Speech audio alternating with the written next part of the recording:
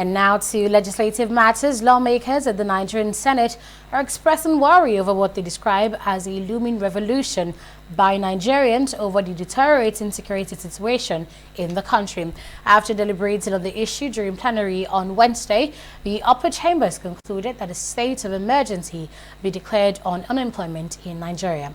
Now, they're urging the federal government to dedicate 20% of the recovered loot to fund a social safety net for the poor. TV360's Tunji Oye now reports. Wednesday debate at the Red Chambers was of great importance to the lawmakers. Senators drew a nexus between insecurity and high rate of unemployment in the country. But the banditry, kidnapping, and armed robbery is not really the concern of the lawmakers. It is the looming violent revolution which they feel may be triggered anytime with the rate of insecurity being experienced in the country. A huge gap exists between the haves and the have-nots in Nigeria and is slowly triggering a quiet but certain revolution championed by the downtrodden. The approach to adopt in addressing it must root out the cause, not treat the symptoms. For those who are at the forefront of this uprising have no fear of losing anything. We need to do a lot more to engage especially our teeming youth.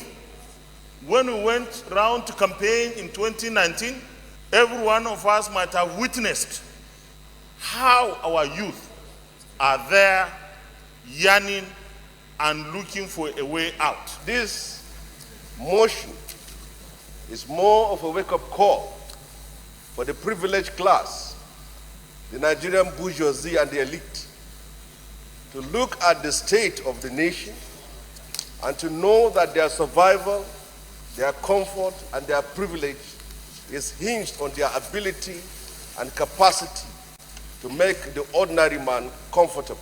I'm not aware that we have proper statistics of Nigerians who are unemployed.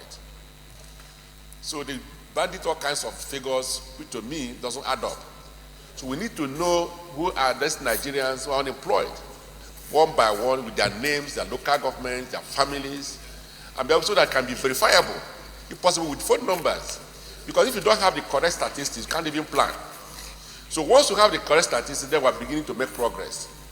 All over the world, and in my little understanding of the history of revolution, it has always been selfless people fighting criminals. How the definition of revolution in Nigeria becomes the other way around is what I cannot understand. If you ask the victims of those who are kidnapped, they will tell you most of these people who kidnap them are enlightened individuals that have gone to school, and I will tell you, you are the type we are looking for. Gradually, they will have a point of convergence. So on whether they are criminals, yes, they are, but they are united in one objective, that they have been denied something from the Commonwealth. It is true that we have suffered poverty of leadership over the years. I can conveniently say where we are today is a careful conspiracy of the elite class. The lawmakers believe that poor attention given to education over the years contributed to the breeding of a generation of uneducated, uninformed, and desperate young men and women who are willing to damn the consequence of any illegal act. The Senate resolved that apart from stimulating economic activities to engage the youth, both the federal and state governments should effectively implement 26% budgetary allocation to education from the 2020 fiscal year. From Abuja, Tunji Oye, TV360 News.